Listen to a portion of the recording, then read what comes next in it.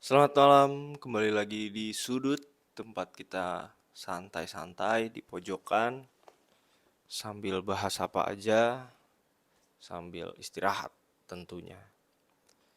Sorry, minggu kemarin gue terpaksa izin istirahat dulu, badan gue lagi kurang fit. Sebenarnya hari ini juga masih kerasa kurang enak sih badannya, cuman ya udahlah, masa izin lagi, kan lucu. Oke, teman-teman yang di Jakarta hati-hati ya, terutama teman-teman yang naik motor karena cuaca lagi sulit ditebak. Temen gue banyak yang tumbang, flu. Gue juga lagi flu nih. Temen gue banyak banget yang tumbang, flu karena tiap hari naik motor dan kehujanan rata-rata.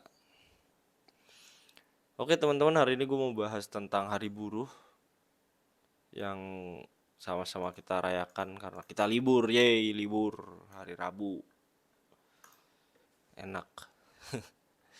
Tapi ini gue mau bacain, ini gue pure baca ya, dari Wikipedia tentang sejarah Hari Buruh.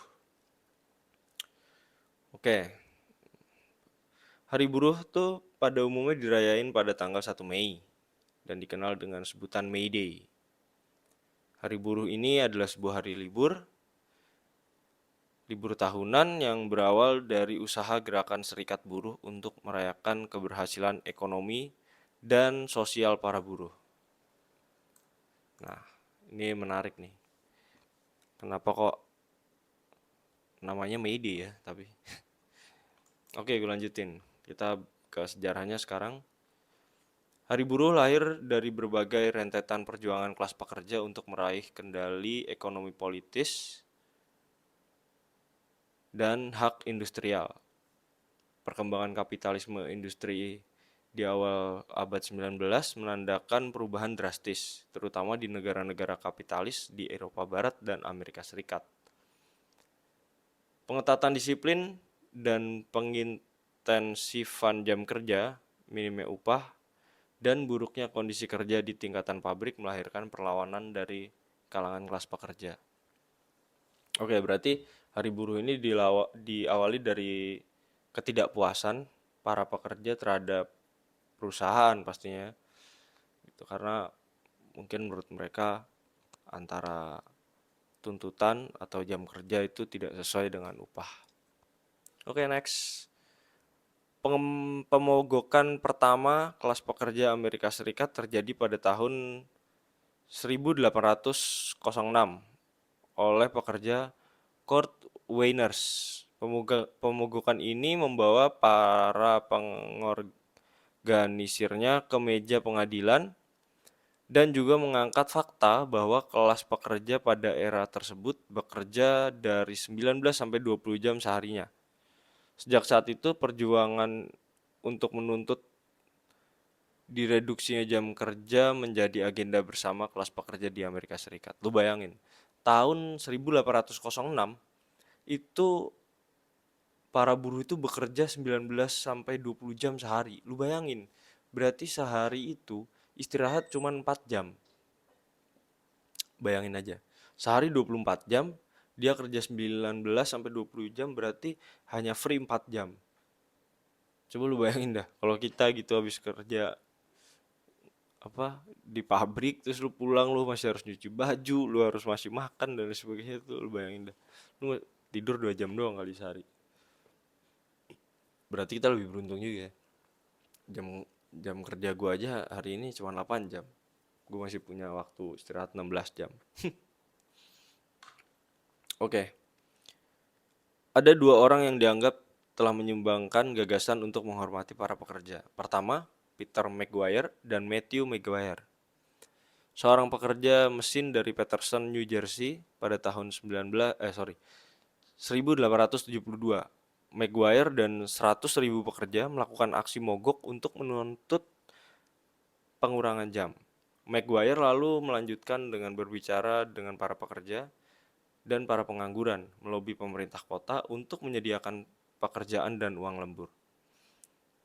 Maguire menjadi terkenal dengan sebutan pengganggu ketenangan masyarakat. Oke, gue lanjutin dulu aja ya. Pada tahun 1881, Maguire pindah ke Santo Louis, Missouri, dan memulai untuk mengorganisasi para tukang kayu. Akhirnya didirikanlah sebuah persatuan yang terdiri dari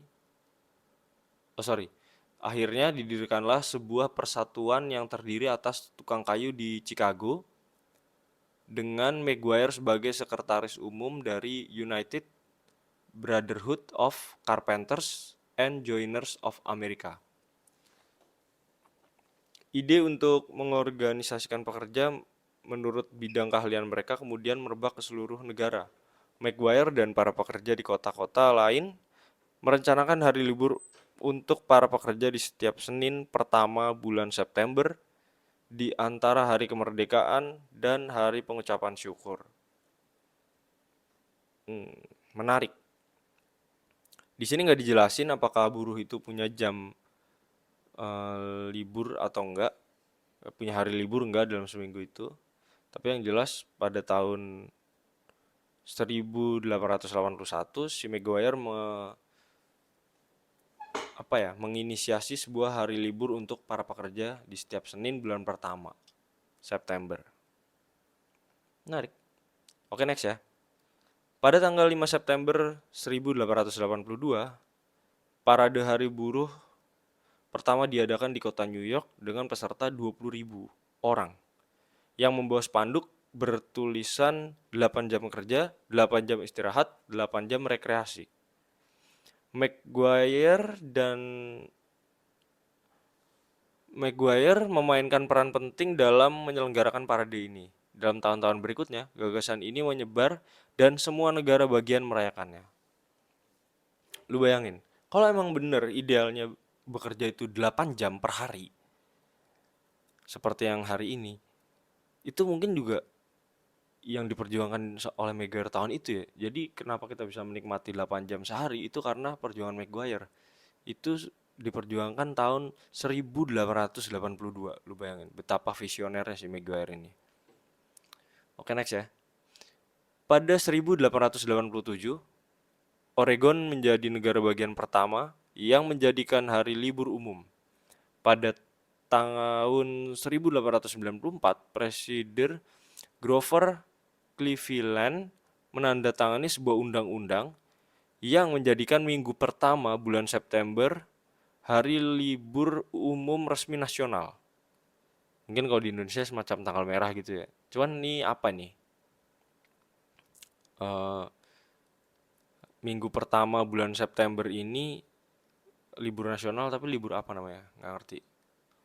Oke, next. Kongres Internasional pertama diselenggarakan pada September 1866 di Jenewa, Swiss. Dihadiri berbagai elemen organisasi pekerja belahan dunia. Kongres ini menetapkan sebuah tuntutan mereduksi jam kerja menjadi 8 jam sehari. Yang sebelumnya, masih pada tahun yang sama, telah dilakukan National Labor Union di Amerika Serikat.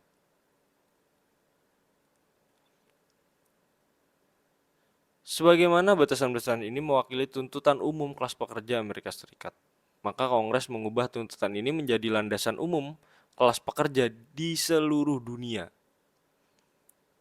Benar kan? Betapa visioner orang-orang ini. Tahun 1866 kita itu sudah diperjuangkan bahwa bekerja itu hanya 8 jam per hari. Dari sebelumnya 19 sampai 20 jam per hari. Gila, keren nih orang-orang ini. Oke. 1 Mei ditetapkan sebagai Hari Perjuangan Kelas Pekerja Dunia pada Kongres di tahun 1886 oleh Federation of Organization Trades and Labor Unions untuk selain memberikan momen tuntutan 8 jam sehari, memberikan semangat baru perjuangan kelas pekerja yang mencapai titik masif pada era tersebut. Tanggal 1 Mei dipilih karena pada 1884 Federation of Organized Trades and Labor Unions yang terdiri yang terinspirasi oleh kesuksesan aksi buruh di Kanada tahun 1872, menuntut 8 jam kerja di Amerika Serikat dan diberlakukan pertama mulai 1 Mei 1886. Oke, berarti di sini jelas ya.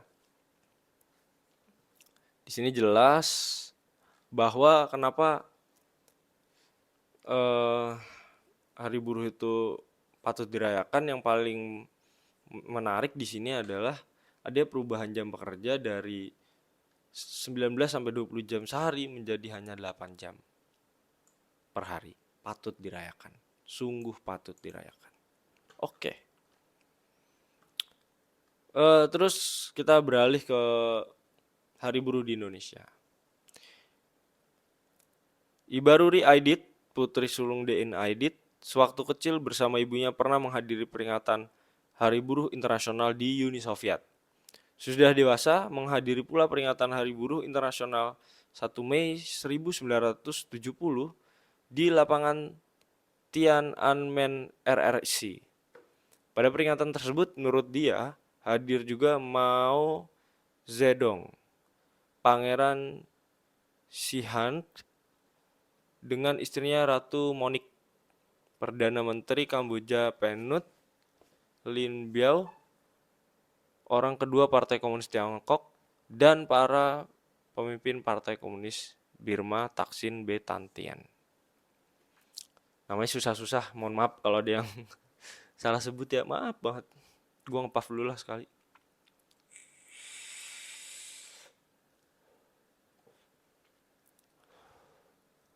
Tapi, sejak masa pemerintahan Orde Baru, Hari Buruh tidak lagi diperingati di Indonesia. Dan sejak itu, 1 Mei bukan lagi merupakan hari libur untuk memperingati peranan buruh dalam masyarakat dan ekonomi. Ini disebabkan karena gerakan buruh dihubungkan dengan gerakan dan paham komunis yang sejak kejadian G30S pada tahun 1965 ditabuhkan di Indonesia. Oke, karena ini ada hubungannya mungkin dengan paham komunis ya.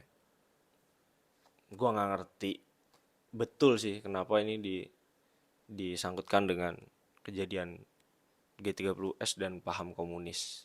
Mungkin kalau ada yang tahu, teman-teman boleh ya tulis di kolom komentar. Oke, gue lanjutin.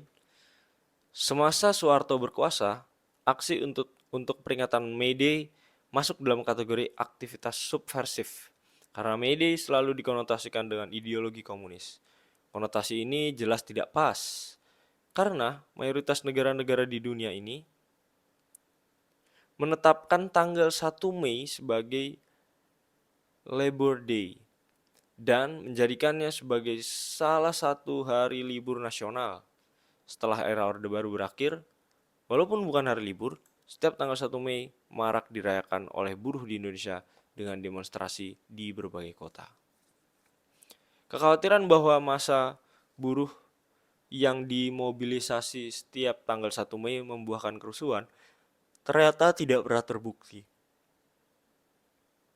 Sejak peringatan May Day tahun 1999 hingga 2006, tidak pernah ada tindakan destruktif yang dilakukan oleh gerakan massa buruh yang masuk kategori membahayakan ketertiban umum. Yang terjadi malahan tindakan represif aparat keamanan terhadap kaum buruh karena mereka masih berpedoman pada paradigma lama yang menganggap peringatan May Day adalah subversif dan didalangi oleh gerakan komunis. Menarik.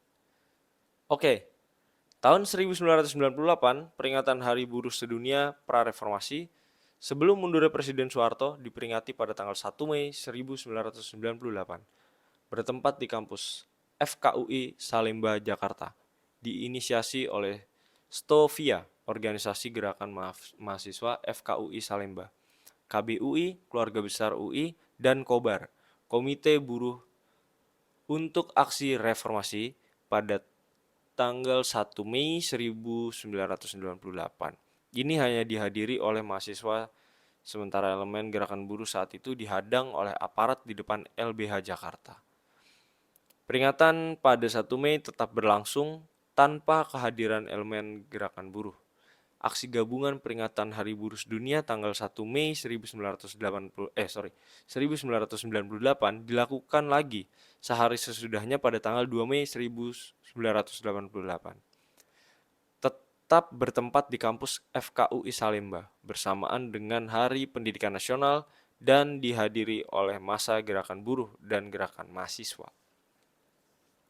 Tahun 1999, peringatan Hari Buruh Dunia pertama di awal era reformasi diperingati pada tanggal 1 Mei 1999 bertempat di FKUI Salemba, Jakarta, diinisiasi oleh Stovia, KBUI, dan Kobar. Peringatan Hari Buruh Dunia tanggal 1 Mei 1999 ini dihadiri oleh ribuan peserta, baik dari gerakan buruh yang diorganisasi oleh Kobar dan mahasiswa Stovia, FKUI, dan KBUI. Oke, tahun 2006, aksi May Day 2006 terjadi di berbagai kota di Indonesia seperti Jakarta, Lampung, Makassar, Malang, Surabaya, Medan, Denpasar, Bandung, Semarang, Samarinda, Manado, dan Batam. Di Jakarta, unjuk rasa puluhan ribu buruh terkonsentrasi di beberapa titik seperti Bundaran HI dan Parkir Timur Senayan. Dengan sasaran utama adalah gedung MPR dan DPR di Jalan Gatot Subroto dan Istana Negara atau Istana Kepresidenan. Selain itu, lebih dari 2.000 buruh juga beraksi di kantor Wali Kota Jakarta Utara.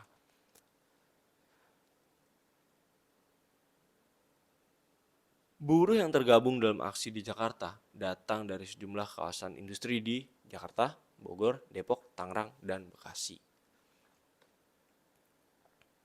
Yang tergabung dalam berbagai aksi serikat atau organisasi buruh. Oke, selanjutnya masih ada beberapa timeline, tapi gue pikir kita udah nyampe ke intinya bahwa Hari Buruh adalah memperjuangkan hak kita sebagai pekerja. Kita ke konklusi ya. Oke, kenapa gue tertarik untuk membahas Hari Buruh ini? Karena gue melihat selama ini gue pribadi misalnya dan banyak dari teman-teman gue itu masih posisinya sebagai pekerja. Kami bukan pengusaha, kami bukan bos. Ya, kami hanya karyawan-karyawan biasa, sekedar berlindung di kantor-kantor, mungkin corporate untuk bertahan hidup. Sebenarnya agak apa ya? Memang menjadi pekerja itu pilihan dan menjadi pekerja itu tidak semudah yang dilihat orang-orang ya. Mungkin kalau orang-orang yang nggak bekerja di kantor, kiranya orang kantoran tuh enak. Tapi yang nggak juga sih menurut gue. Kita tuh semua punya beban-beban sendiri yang harus kita tanggung. Ya macam-macam problematikanya. Kalau yang gue rangkum dari kisahnya teman-teman gue, ya ada yang merasa antara upah dan tuntutan pekerjaan yang nggak sesuai, ada yang merasa fasilitas untuk menunjang kinerjanya itu kurang, deadline yang sering mendadak dan apa dan apa dan apa. Cuman ya begitulah sebagai pekerja. Memang ada-ada aja tuntutan yang harus kita penuhi. Tapi terima kasih kepada Bapak Maguire di Amerika Serikat sana yang sudah memperjuangkan 8 jam kerja pada tahun 1800 berapa tadi? 1986 ya?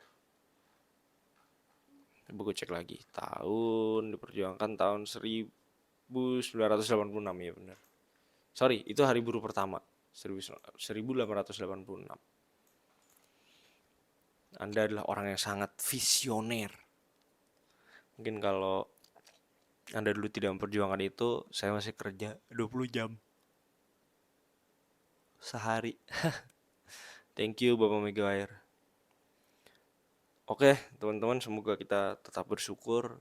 Bersyukur karena kita punya pekerjaan, bersyukur karena ada hak kita yang sudah diperjuangkan oleh orang yang gak kita kenal bertahun-tahun yang lalu. Jadi pekerja itu menyenangkan dan jadi pekerja itu gak apa-apa kok. Gitu. Ini sih gue ngomong buat diri gue sendiri kayaknya sih.